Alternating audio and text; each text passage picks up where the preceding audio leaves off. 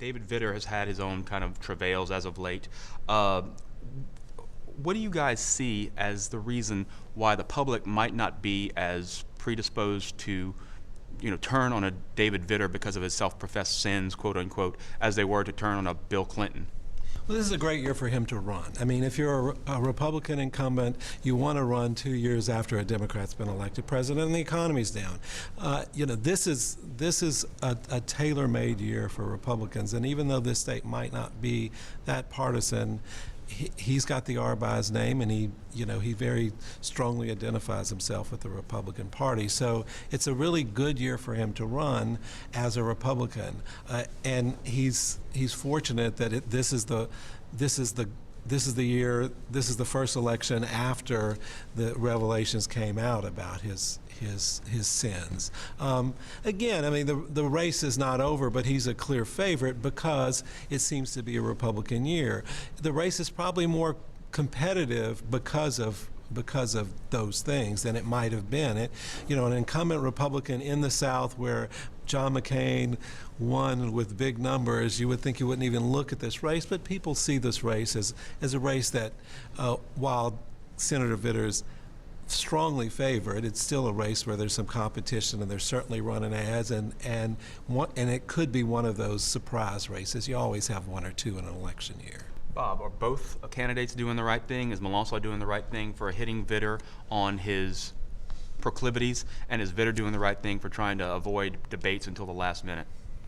Yeah, I think they're both doing what they need to do. I think Vitter's done what he needs to do more effectively. Vitter recognized very early on, I think, as early as 2 years ago, that when he was running for re-election in the fall of 2010, that this race was either going to be a referendum on him or it was going to be a referendum on Barack Obama. And if it's a referendum on David Vitter loses. He doesn't want it to be a referendum on him. Charlie Mélenchon's tried to make it a referendum on him. The problem is that Vitter started about a year early, making it a referendum on Barack Obama. He established himself as the most vociferous, determined opponent of Barack Obama in Louisiana from day one, and has done a very good job, I think, of casting this election, this struggle for how to frame the debate.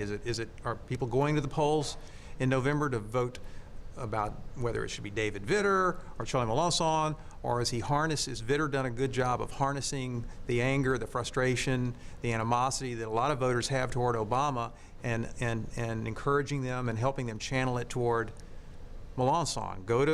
If you don't like Obama, you can express your displeasure by voting against Charlie Mélenchon, and that's the way that this debate, I think, has been framed. And Vitter's done a very effective job, and Mélenchon's had a hard time changing that frame back to a referendum on Vitter. On a scale of 1 to 10, what do policy decisions mean in this particular race? By policy decisions, you mean votes in the past? Votes in the past.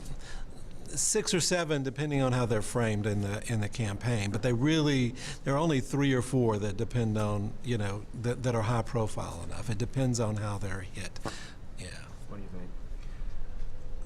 I think that policy is important to some extent, but I think it's mostly important to the extent that it helps interpret your personality and your style. Like a character-driven race. And I think most races are. I mean, I think most voters don't sit down with a list and say, okay, on 6 out of the 10 issues, I agree with Vitter, so 6-4 wins, I'm voting for Vitter, as opposed to the other way around. That's not how they do it. It's more of a comfort factor. Do I feel comfortable with this person? Do I think that he or she shares my values? Do I just have a feeling that this person would represent me well?